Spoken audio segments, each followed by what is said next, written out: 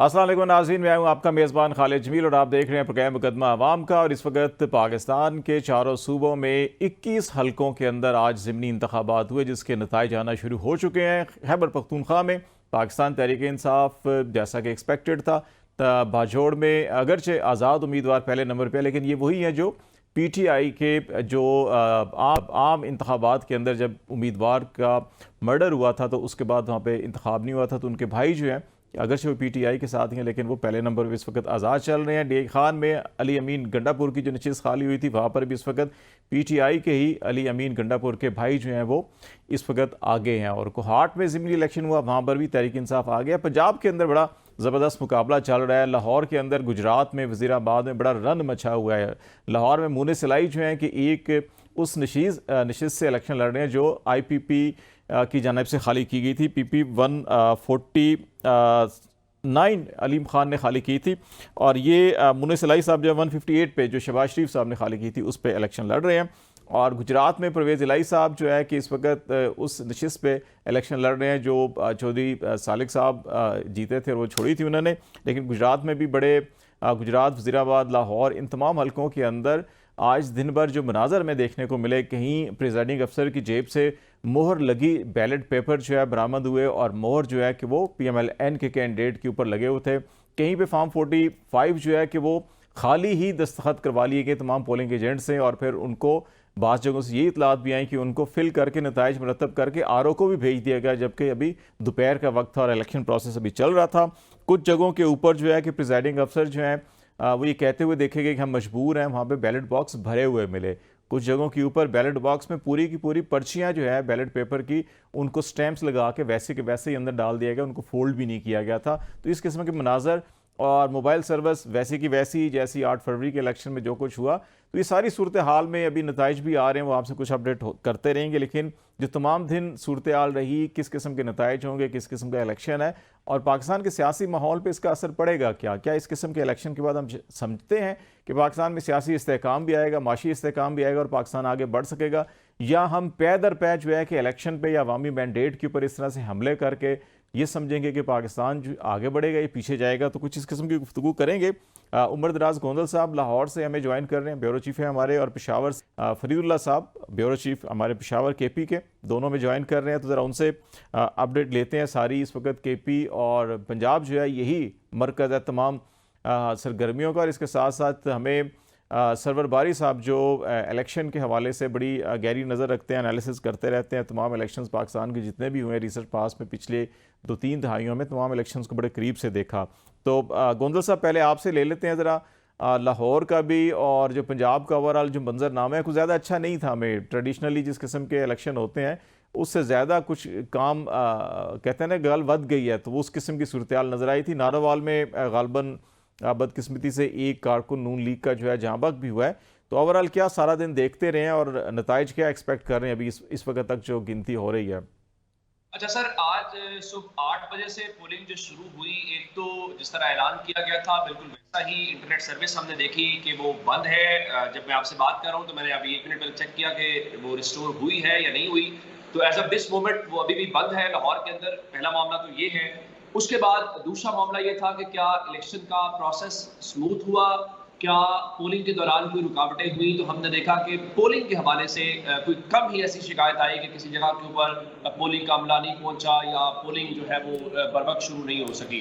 तो ये सारा मामला जो है वो चलता रहा। और उसके बाद जो टर्न आउट है वो टर्न आउट के हवाले से क्या कहते हैं कि उस तरह से जो जनरल इलेक्शन वाली बात है वो हमें नजर नहीं आई। ज़ाहिर है टर्न आउट कम था, जो कि आमतौर पर ज़िमनी इलेक्शन में कम होता भी है, और वो कम भी था। अमन अमान की जहाँ तक सूरत हाल आज लाहौर में रही, उसमें पहले नंबर के ऊपर हमने देखा कि तहरीक इंसाफ के और जो इस्तेकाम पाकिस्तान पार्टी और मुस्लिम लीग नून के रहनुमा है या कारकुनान है, उनके दरमियान तसादुम हुआ। जो PP 149 वाला हल्का है और साथ N 119 लगता है, और वहाँ पे गिरफ्तारियां किसकी हुई, जो होती हैं तहरीक इंसाफ की और सुन्नी इत्तेहाद काउंसिल की।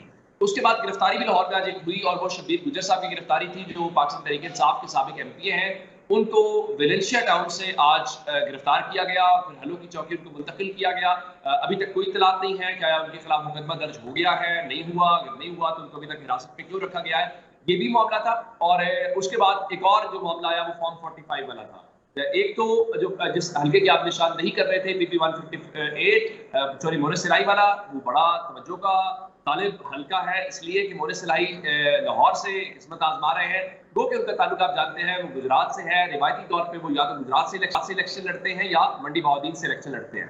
लेकिन इस बार उन्होंने जब लाहौर का फैसला किया तो उन्हें इस बात के ऊपर ही है कि क्या इमरान खान के कैंडिडेट बन के वो लाहौर से लोगों का एतमाद जीत सकते हैं। लेकिन ये बहुत सेंसिटिव हल्का तस्वर किया जा रहा है जिस पर बहुत ज्यादा दौड़े हैं। आज तहरीक इंसाफ का दावा ये था कि किसी एक पोलिंग स्टेशन के ऊपर भी, ये तहरीक इंसाफ है कि किसी एक पोलिंग स्टेशन के ऊपर भी फॉर्म 45 प्रिजाइडिंग अफसरान के पास नहीं थे। अच्छा, फिर तहरीक इंसाफ के दावे को एक तरफ रख देते हैं तो फिर दो ऐसे पोलिंग स्टेशन थे जिसमें 86 था और 87 था इसी कॉन्स्टिट्यूंसी का। वहां पे हमने देखा जो प्रिजाइडिंग अफसरान है उन्होंने तहरीरी तौर पे इलेक्शन कमीशन ऑफ पाकिस्तान को एक दरखास्त दी जिसमें उन्होंने बताया जनाब हमारे पास फॉर्म 45 नहीं है, पर हमने मुतल्लिका आरओ को फोन करके भी कहा है, हमें नहीं दिया गया। इससे ज्यादा प्रॉब्लम हुई 149 के अंदर। वहां पे सर प्रॉब्लम ये हुई कि पेशगी दस्तखत करवा लिए गए, वो फॉर्म 45 भी सामने आ गया कि आखिर इसकी जरूरत क्या थी। उसकी मंतिक का वो बड़ी शानदार है। वो फरमाने लगे जी शाम को चूंकि वक्त कम होता है तो इस सिलसिले में हमने जरा जल्दी साइन करवा लिए। फिर शोर मच गया। जब शोर मचा तो उसके बाद इलेक्शन कमीशन ने इस मामले को भी टेकअप किया और उन्होंने इस सिलसिले में भी रिपोर्ट तलब की है। तो ये वो सारी चीजें हैं जिसमें कुछ ना कुछ आगे पीछे मामला होते रहे।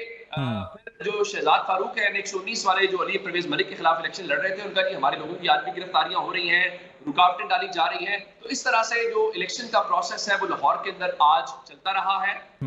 मजबूरी तौर पे पुरम कहेंगे, लेकिन टर्न आउट वाली सूरत हाल हमें जरा कम थी। जरा केपी की सूरत हाल लेते हैं, फिर मैं जरा सरवर बारी साहब भी ताकि आपकी गुफ्तगू सुन रहे हैं तो अपनी असेसमेंट भी देंगे कि साबका इंतखाबात और मौजूदा इंतखाबात का क्या मामला है। तो फरीदुल्लाह जरा आप बताएं कि केपी के अंदर बाजोड़ है, कोहाट है, DI खान है जहाँ पे इलेक्शन हो रहा है, तो वहाँ पे क्या मजमूई सूरत हाल है? क्या इस किस्म की वहाँ भी कुछ शिकायत हैं कि फॉर्म 45 गायब हैं या पहले से ही दस्तखत करवा लिए गए हैं या स्मूथ प्रोसेस चल रहा है वहाँ पे? फरीदुल्लाह साहब।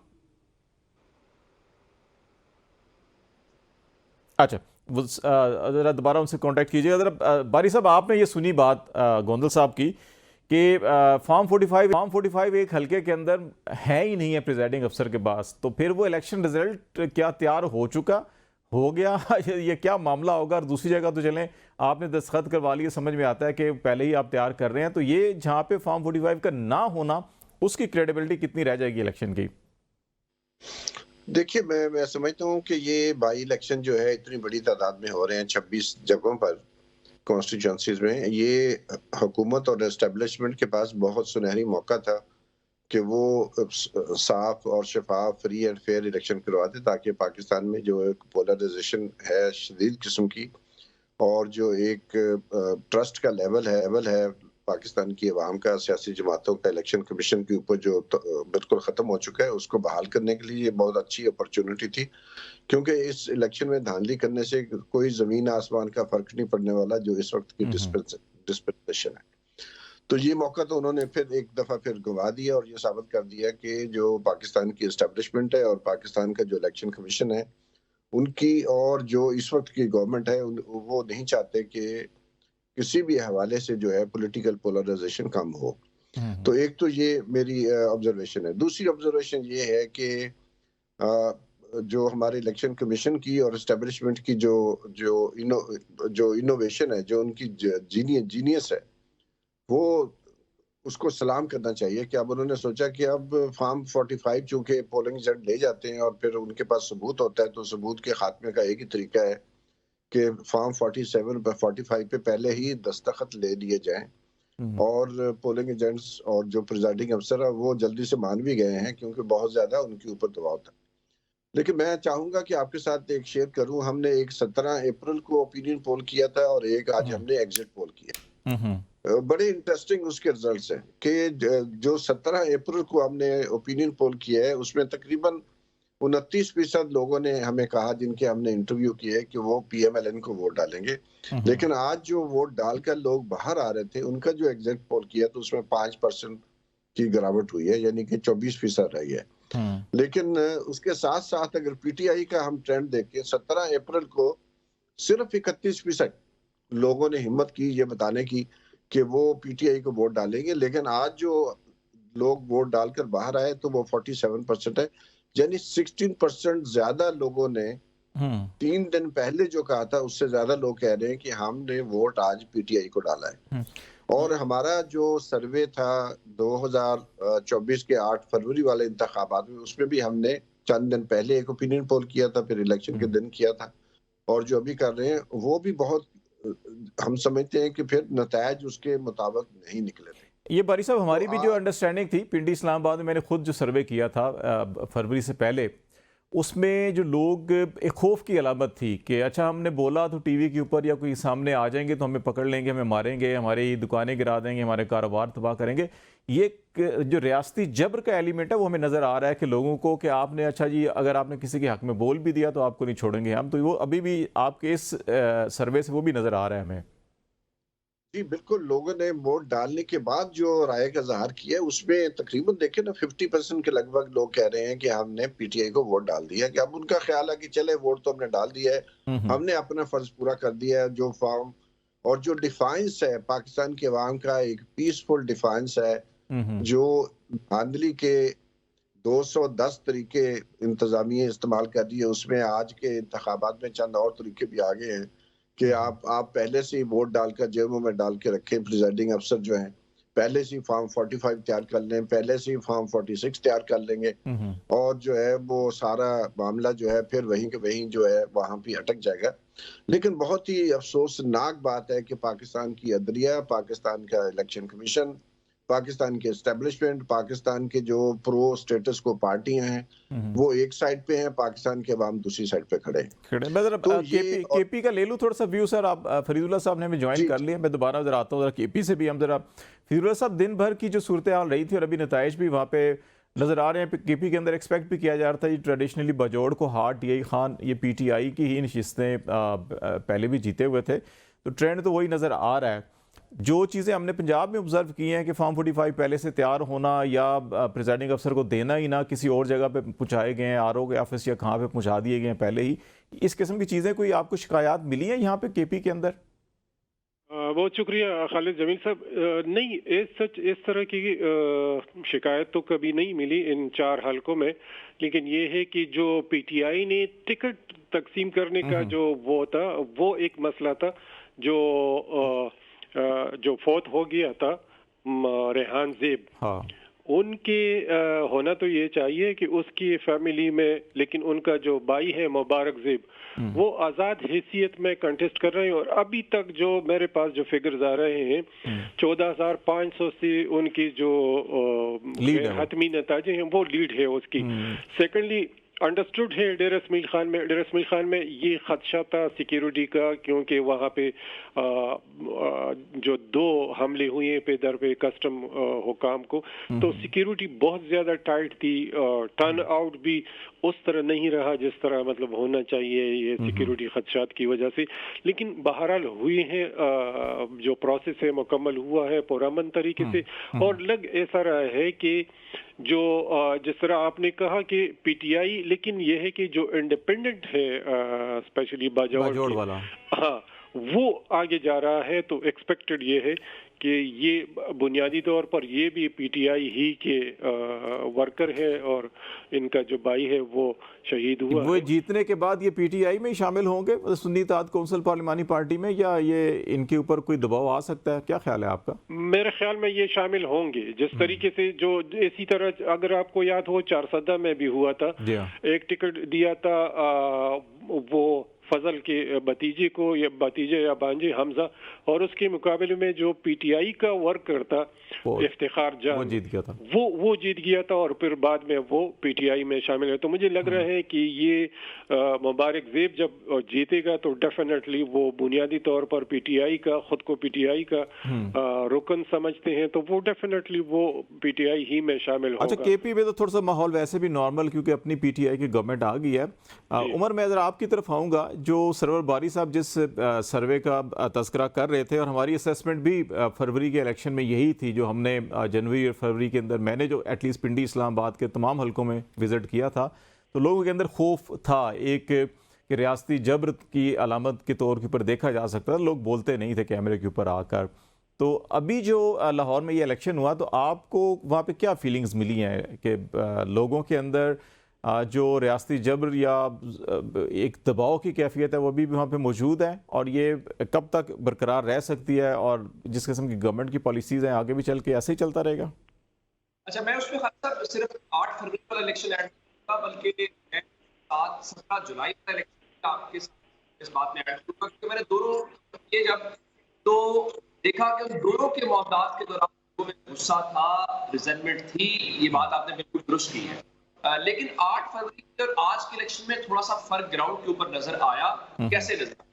वो इस तरह से नजर आया कि सर आज हमने गाड़ियों के ऊपर तहरीक इंसाफ के झंडे देखे, हमने लोगों के जो कपड़ों के ऊपर या जहां भी उन्होंने स्टिकर्स लगाए हुए हैं गाड़ियों पे, सड़कों पे, अपनी जो भी ट्रांसपोर्ट का सिस्टम था वो हमें नजर आया। हम पोलिंग स्टेशन के बाहर गए, वहां तहरीक इंसाफ के कैंप्स भी नजर आए, और तहरीक इंसाफ के झंडों के साथ, जाहिर है वो बेशक सुन्नी इत्तेहाद काउंसिल के नाम से उनके उम्मीदवार थे, लेकिन उनके वो झंडे या रंग जो उनका सब्ज या सुर्ख है वो हमें नजर आया।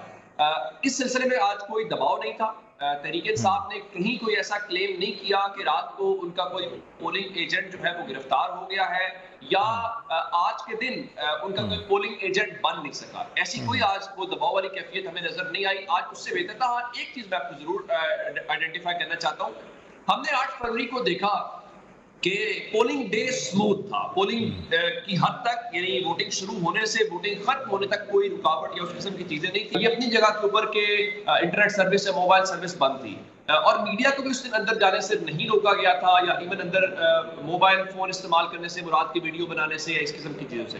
आज यूं लग रहा था जैसे पुलिस बहुत रिलेक्टेंट है, पुलिस नहीं चाह रही कि मीडिया के लोग अंदर आए। हम सुबह 7 बजे या पौने 7 बजे पोलिंग स्टेशन के ऊपर पहुंचे, क्योंकि आपको पता है कि उससे पहले की हमने तैयारियां बतानी होती हैं कि अगला टाइम पे पहुंचा है, नहीं पहुंचा, क्या कैसे इंतजाम है, पोलिंग बूथ सेट हो गया नहीं हुआ। उन्होंने उससे पहले भी, हालांकि मेरे बाद मुतल्लिका एसएचओ साहब आए वहां पे, उन्होंने उस वक्त भी उनकी बड़ी कोशिश थी कि हमें निकाला जाए। उनको बताया कि देखिए हमारे पास इलेक्शन कमीशन का एक्रेडिटेशन कार्ड है, हम जा सकते हैं। और ये शायद वजह इसकी बुनियादी यही होगी कि जो ये फॉर्म 45 वाला मामला जो कह रहे हैं कि कहीं साइन करवा ली गई है या कहीं है ही नहीं है, इस पर ज़रा मज़ीद बात करते हैं। उमर, हम ब्रेक ले लें, ज़रा कमर्शियल ब्रेक है नाज़रीन। ब्रेक के बाद वापस आते हैं तो ज़िमनी इंतखाबात, इसके नताइज जो सारी दिन भर जो है KP पंजाब के अंदर सूरत हाल रही, इस पर हम बातचीत जारी रखेंगे। हमारे साथ रहेगा।